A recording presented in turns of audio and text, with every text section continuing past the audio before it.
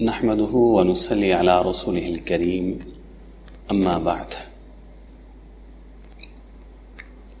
رسول کائنات صلی اللہ علیہ وسلم کا فرمان ہے، جس انسان کے دل میں دو خواہشیں ہیں، دو تمنائیں ہیں، دو آرزویں ہیں۔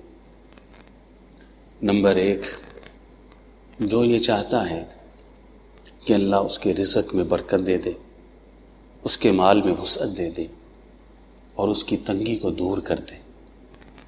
نمبر دو، جو یہ چاہتا ہے کہ مرنے کے بعد بھی لوگ تادیر اس کا اچھا ذکر کریں اور وہ لوگوں کے اندر خیر کے حوالے سے یاد کیا جاتا رہے۔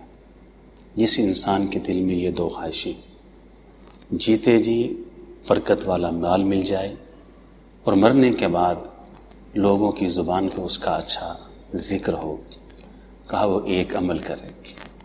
وہ عمل کون سا ہے؟ کہا فلیصل رحمہ، وہ رشتہ داری کو جوڑے، وہ تعلقات کو جوڑے، وہ صلہ رحمی کرے۔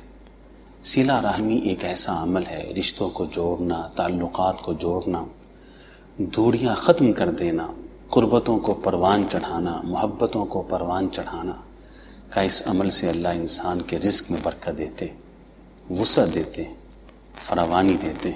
اور یہ ایک ایسا عمل ہے کہ مرنے کے بعد بھی ایک زمانے تک انسان کا اچھا ذکر لوگوں کی زبان پر ہوتا رہتا ہے۔